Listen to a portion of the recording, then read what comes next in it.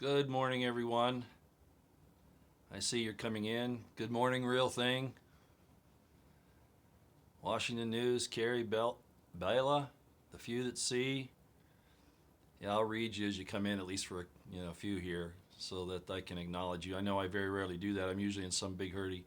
Crystal Clear, Elizabeth Garcia, Motorsport ADV, Barry White. Barry, what are you doing here? Well, I'm glad to see you haven't given up on me altogether here. Okay. Good morning, everyone. I'm Roy Potter. This is the live stream version of the Potter Expositor. And it's kind of informal this morning. I wanted to make the announcement that I'll do, my formal, if there is one, live stream tomorrow morning. That's March 6th at 8 a.m. Mountain Time. Again, that's 7 a.m. Pacific, 9 a.m. Central, and 10 a.m. Eastern. And we're going to cover the hardcore subjects that I think we need to tomorrow.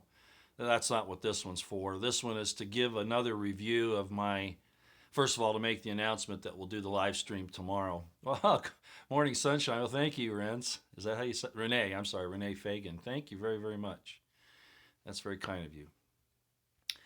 So, the purpose of this one is to make sure that I make the announcement for tomorrow morning. I'm doing some things today that I should be able to do that live stream tomorrow with no trouble. But next week, I'm being told after the procedure they're going to do next week that I probably will be out of commission for at least a week, if not two. It's nothing serious. It's something I should have taken care of a long time ago, dental wise. So I'll just let you know that that's what's happening, and I'm sure I will not be able to talk. At least I'll not be in any condition to do so. So next week probably nothing. Maybe some videos up where I just type the words and have some music in the background, that kind of thing. If something is going on that I think needs to be covered. So I just got a message from a friend of mine. He said he just got banned from eBay for selling grease. This is really getting out of hand. And if anybody else that's listening wants to send me a text, I do get those friends of mine who have my numbers. And if you have something important, we'll talk about it as well as what comes up on the chat. So again, hello everybody. Tomorrow morning I'll be doing that live stream. Next week, don't count on seeing me much, as I just said. And so I wanted to bring this live stream this morning to say that, and also to talk a little bit about my absolutely incredible visit yesterday with Steve Motley. I didn't get into any real detail. I put up that short live stream that lasted maybe 2 minutes with he and I in the frame talking a little bit. And then there was, Steve put up several others during the day and really went into some detail. And I kind of wanted to talk about those and what I see our relationship as being, so that you'll know where I'm coming from. And I think Steve would agree with me on this. Steve and I were officers in the military. He was a Marine, I was in the Army. And, you're taught in command staffs to put together courses of action for the commander. And you always come up with at least 3 courses of action, okay? Now, you can kind of organize them to kind of push the commander in the way you think he should go. That's common. But what you don't want in a staff is agreement across the board. You don't want an echo chamber. That's taught in the military. Now, realistically, because of egos and things like that, many times that doesn't occur. And I've seen that happen, and sometimes terrible results occur because of that. But where I'm going with this is that during our talk yesterday, I could see that Steve and I agree on, probably about 90% of everything that we both look into. And there's going to be 10% where we're not. And that's good. That's not a bad thing. And I'm sure Steve will agree with me on that. There's some things you need to have, a counter to in order to find out. Marines are a branch of the Army. Oh, no, no, no, no, no. Marines are part of the Navy, and they're really even separate from the Navy in a lot of ways. Okay, so no, the Marines and the Army are 2 different services.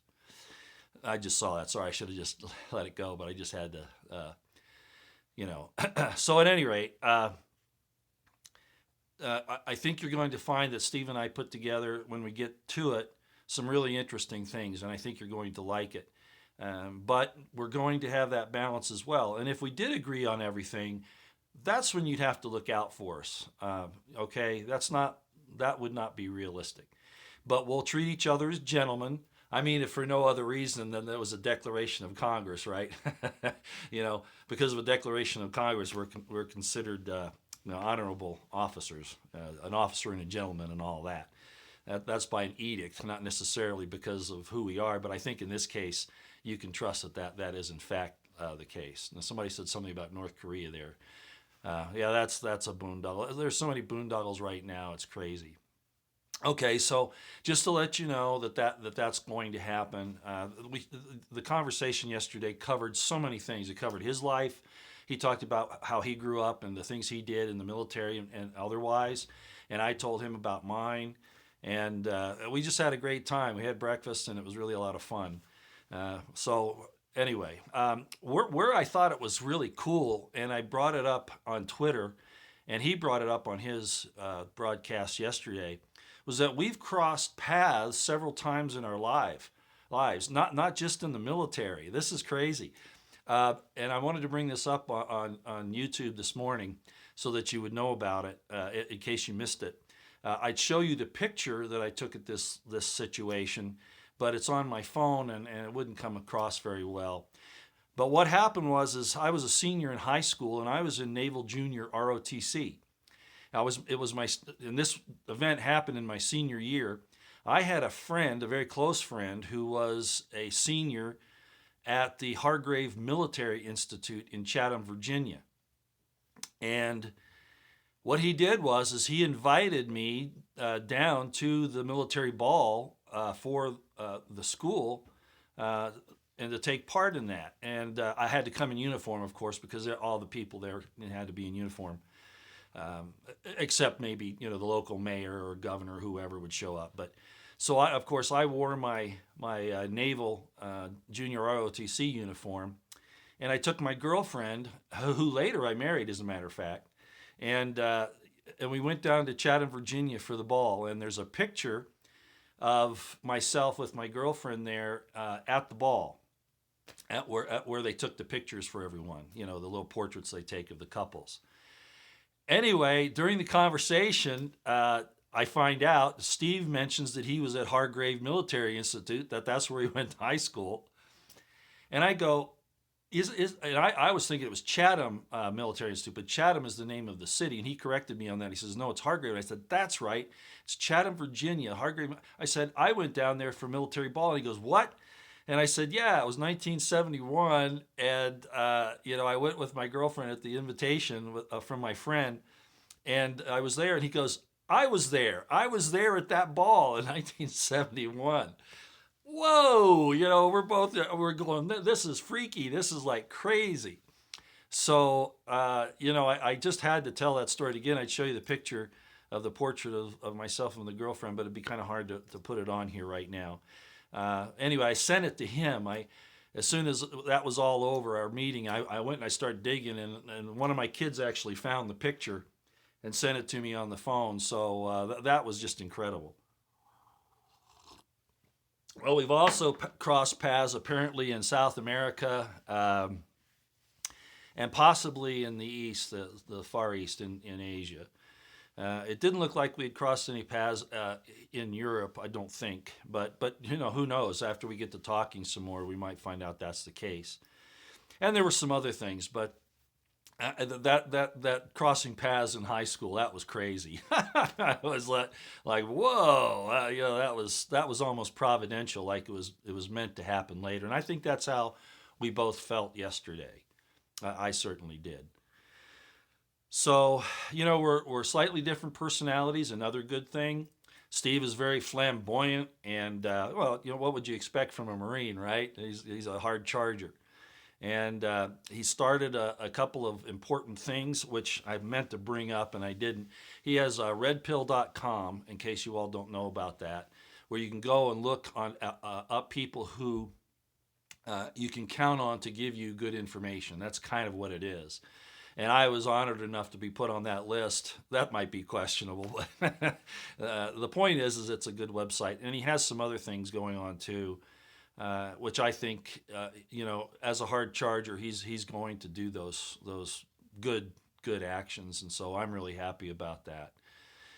So anyway, I just wanted to tell that story this morning and let you know how that went again.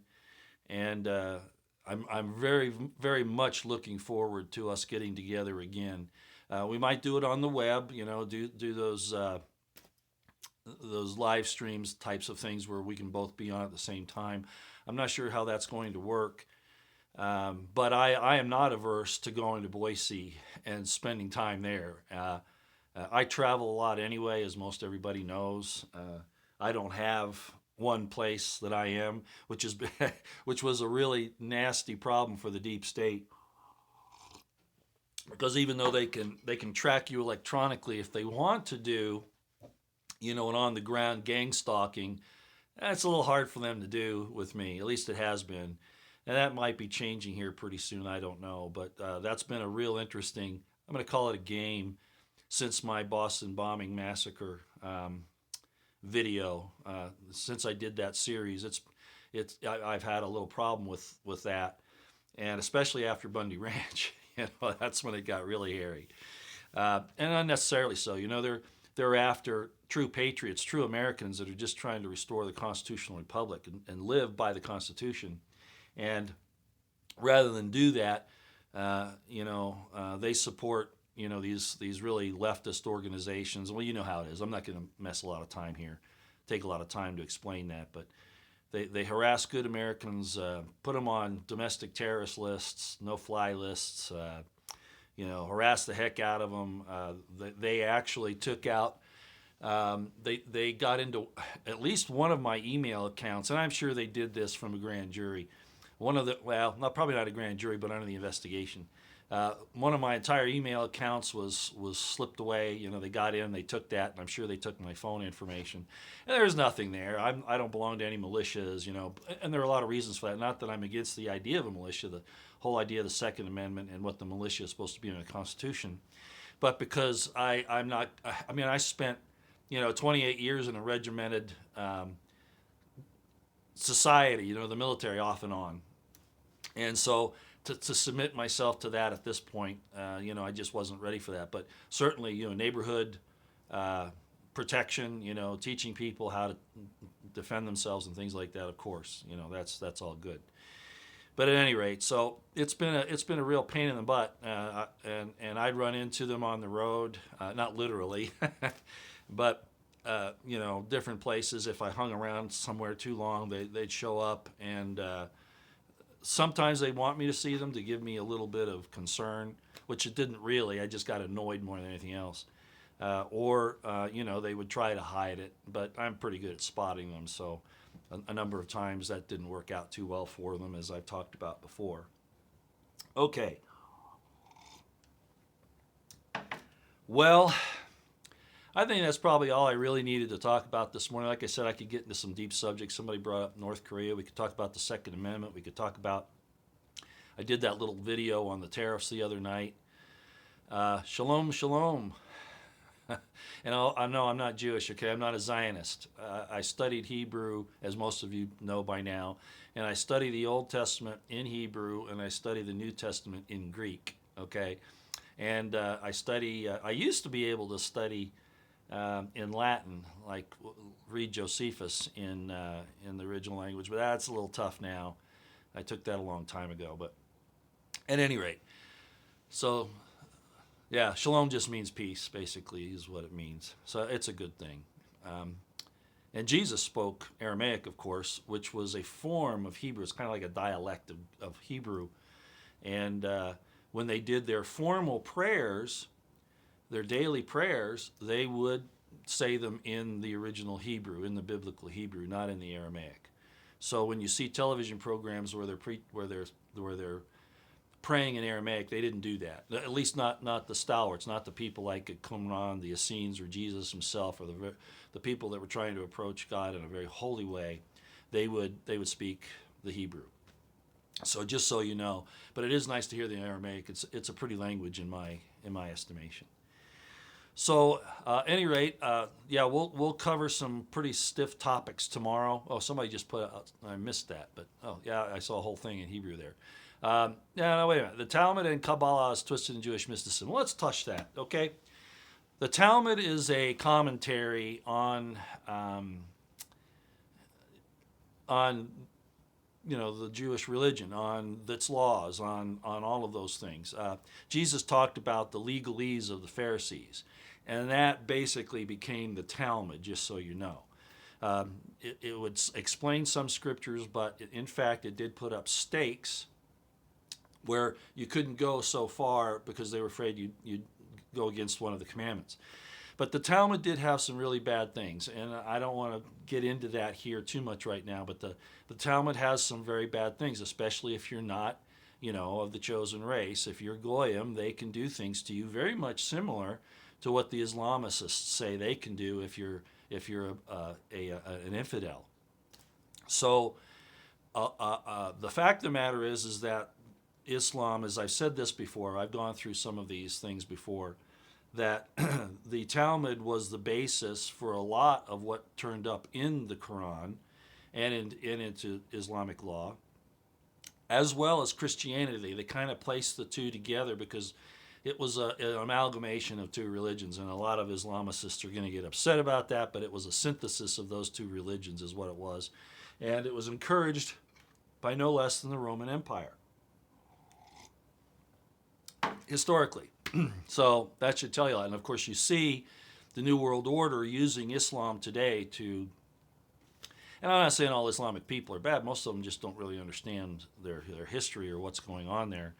But yeah, they're using Islam as the basis for the New World Order religion because it's so controlling, it's so regulated. Well, you see, I don't have to go into any details. So anyway, I just thought I'd say that since somebody brought it up. And Israel, as I've talked about before, I see people bringing that up. Israel could have been behind 9/11. Yeah, I think not all of Israel, but a portion of it, like in our deep state, our black ops. And we've talked about that before as well. The people that run Israel today, and I've talked about this before again, okay, using the name Israel for this state of Israel is not correct biblically, historically, or prophetically, and that's going to raise all kinds of Cain amongst a lot of people. But if you talk to really good Orthodox Jews, they'll tell you the same thing. So, but I say it from an historical perspective, and the fact that this Israel doesn't do what the Israel of God is supposed to do. It was designed by the Balfour Declaration, by the Rothschilds, by basically the British intelligence agencies. And, it does not do what Israel's supposed to do. It does quite the opposite, as a matter of fact. But the people that run the present-day Israel, the power brokers there, are really the same people that run Saudi Arabia. They're all Edomite Arabs. And that's going to really piss off a bunch of people, but it just happens to be true. That's why when they say, we've checked the DNA of current-day Jews, and it's the same DNA that we had in the time of Jesus and all that. Well, that's because the people that were running Judea and even Galilee at the time were Edomite Arabs. The Herodians were, and they were put into power by the Romans. Does anybody see how this is working out here? Yeah, I know a lot about it. So you're going to get the same DNA, but that doesn't mean they're actually Judahites from ancient Israel. That doesn't correlate. It just doesn't. So anyway, we'll get into the religious side of it at some point. A lot of people have asked me to give a series on all this, and I'll probably do that. But right now we have more important things to do, in my estimation, and that is to try to save the republic. So, and this is one of the places where Steve and I probably have a slight disagreement. I love what Donald Trump stands for. I love what he campaigned on. The fact that he loves women is not a detriment in my estimation. He should be honorable to his wife, right? Of course. I mean, who wouldn't want to be honorable to Melania? I mean, my gosh. I mean, she's incredible, intelligent. Everything she does is just amazing. But I understand there's some problems going on with this Hope Hicks deal. That could be disinformation. It could totally be a lie. I don't know, but his former relationships and things, in my estimation, my understanding of biblical scripture, he didn't do anything wrong. Uh, and that we can talk about that during the religious thing. But the point I'm making is that I have a lot of respect for Donald Trump, and he's in a very, very difficult position, and I know that. But there are some things happening that if we admit it to ourselves, that's really dangerous. This entire Second Amendment push, and I know there was a member of the NRA, a guy who went in after this NRA statement that Trump made, and also going on with Feinstein, went in there and talked to him, and then came out and says, "Oh no, he's still for the Second Amendment." Well, okay, well, let's make sure that stays that way. But what I saw deeply concerned me, as it has many others, like Sean in Sargent Report, and others. So, I'm not the only one that's seeing a problem here. And we can't allow Trump to get off the rails. We can't. And so merely being a cheerleading squad for Trump is not sufficient to save the republic, because he needs to see that we stand fast in the original promises of the campaign and in the principles of the constitutional republic. So, like I did when I was in the military or on the police department or in private business, whatever, if I see something that I think is a problem, I'm not going to go along with the choir. Okay? As a matter of fact, I got kicked out of a choir. Can you believe that? I'll tell you about that story one day. I'm going to call it like I see it, and I'm going to say, wait a minute, this is a problem. And we've got a problem with this Second Amendment thing, and I'm really worried about where it's going. So, but we'll talk about all that tomorrow. My point is, again, I love what Trump is. I love what he stands for. I'm behind him in his righteous endeavors. If I said it any other way, I'd be a cheerleader, okay? And I'm not. So when he gets off the rails, I'm going to say so. And a lot of people say, well, as a matter of fact, somebody did this morning. I finally blocked her. Well, actually, there's a picture on Twitter of this. I won't tell you who it was, but a beautiful girl, and going by the name of Dawn, and this person is just berating me. I don't know anything. I don't know all this and all this stuff. That doesn't matter. Even if I didn't, I still have a right to say, right? But I don't think it's really a girl. Sometimes the trolls will put up pictures of girls so that you're kind of reticent to act against them. And then I had this other guy that was giving me trouble, and him I haven't blocked yet, but I blocked this particular one like this morning. I finally said, nah, you're out of here. Because that's just impolite and it's ridiculous. So, no, I don't know everything, but I've been around, and I've seen a lot, and I know what to expect from our leaders.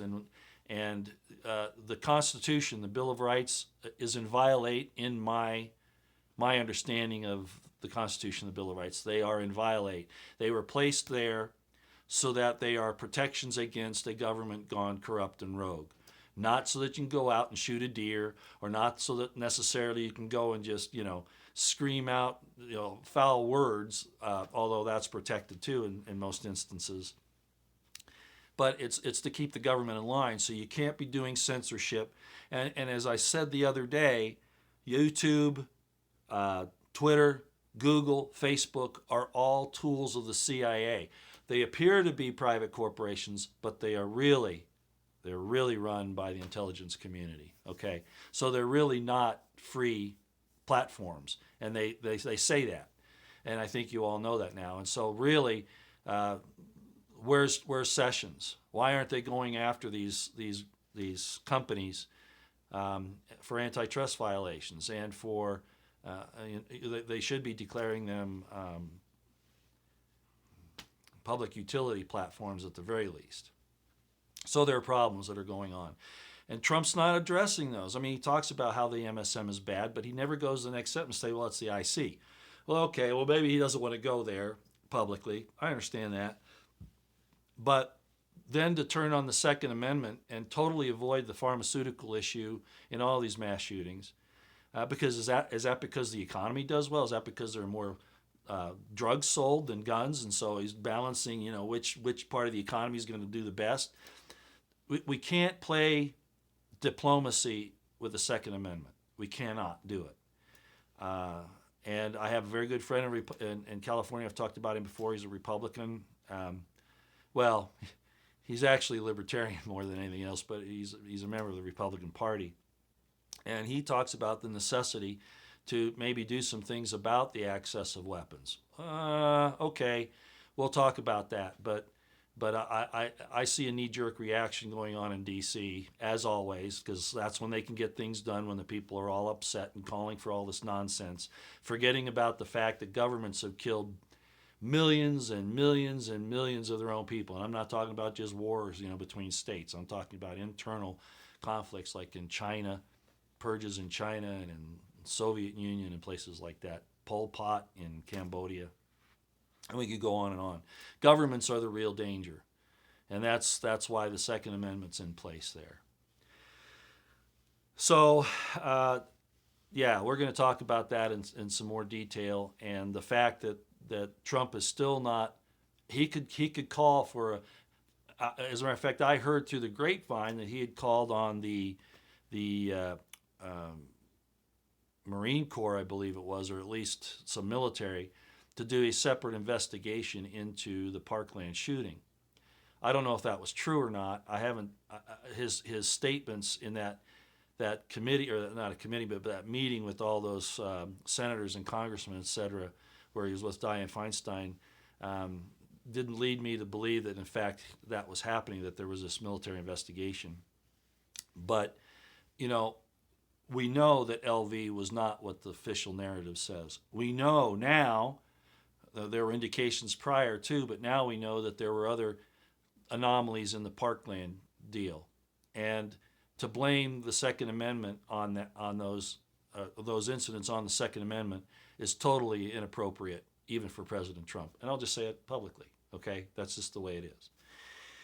We need to see him unveil what the IC, what the intelligence community, the Broward County Sheriff's Office, the school district down there in Parkland, all these people did in this situation, and it needs to be exposed. It needs to go out so that the American people are going to be, that's another excuse. Oh, we can't tell the American people because they're not ready for this. Well, they're never going to be ready for it, okay? They're never going to be ready for it. And to think that you can change them without a shocking experience is wrong. Why do you think, here's an argument for you guys that think that Trump needs to delicately explain this to the public. Why is it that the deep state doesn't operate that way, that the IC doesn't operate that way, that the New World Order doesn't operate that way? How do they change public opinion? Do you know? 9/11, right? Sandy Hook, right? Parkland, the Riverside shooting, on and on. They do it with shock. That's how they operate. Now, is that a good way to do it? Well, for them it is. So why is it that the people can be expected to handle those shocks but can't be expected to hear the truth? Because they've been dumbed down for so long? Well, most of them don't understand any of this anyway. 17,000 sealed indictments. I keep hearing about that. And I didn't mean to get into this much depth today, but I'll touch that. We don't know what they are. None of you know what they are. Now we can make, with some circumstantial evidence, what they are, where they're being, where they're located, those types of things. But you really don't know what they are. Now, and then who's doing it? Well, if Trump signed, and he signed the executive order on December 21st about taking the assets of human traffickers, resource stealers, corruption, that kind of thing. And then he signed the update, the clarification on the UCMJ just the other week. And I put out some information on Twitter, and I think I did it here too, maybe I didn't, that Betsy and Thomas of American Intelligence Media, Thomas did an excellent explanation of what that is, and he's right. But it really, you can't expect that to be the thing, the end all. Okay, everybody's saying, well, see, he's moving forward with this. They upgrade these different administrative procedures on a regular basis. I'm sure that, actually, Obama did do it. So these things are upgraded on a normal schedule anyway. So it doesn't necessarily mean that there's a big thing coming. All right? It just doesn't. I would hope so. If any of you have followed me for any length of time, I said that the only way to fix this country is for the military to be held to the Constitution, but for the president to use it to stop what the deep state and the IC is doing. And he can do that with these tools. He can. So what are these indictments really about? If, in fact, he's setting up military tribunals, what are the indictments for? That's an entirely different part of the system. It doesn't work that way, ladies and gentlemen. Do you understand? So I'm not sure who's behind these indictments, these sealed indictments. And I made the point the other day, how do we know that they're not deep state operatives in the Department of Justice coming after conservatives? And then there were some people that brought up some legitimate arguments. Well, it probably isn't that for these different reasons. But the point is we don't know. And if Trump knows, which I think is the fact, that he has to use the military tribunals to because the court system is so corrupt, the purpose of the indictments, as far as I can tell, is negated for his use, because that's not how the system works. Do you see what I'm saying? All right. I suppose that it's possible, and maybe some lawyer out there can explain it to me. But if the indictments can be transferred over into the military system, okay. But I think that would be a point of review. I don't think that they could make any arrests on those indictments, the military, I'm saying. It would still have to go through a military tribunal review process, in my estimation. So you lawyers out there, you can banter about that. So at any rate, I don't care about the sealed indictments anymore until I see somebody collared. And Trump could throw us a bone, because he knows that this argument is going on out here in society between the conservatives, over the Second Amendment problem, over the fact that nobody's been collared, anywhere along the line. And I'm not even asking for him to go after, which he could, go after Hillary or Comey or any of those. Why not just somebody in the State Department that did this, Russia collusion thing, set up this stuff, or the Uranium One deal, or any number of things in between. They don't need to go after the big fish. They could go get one person that's done something, treasonous, illegal, criminal, and say, we're moving on it. But they haven't even done that. With 17,000 sealed indictments, not one arrest. There's a problem here. I have to admit it. There's a problem. Okay?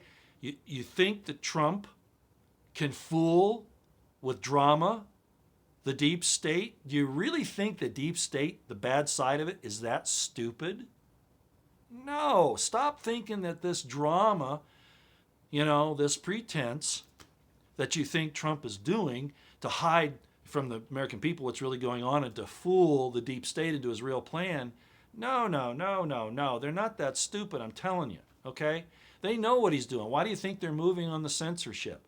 Why do you think they're trying to get wars started around the world?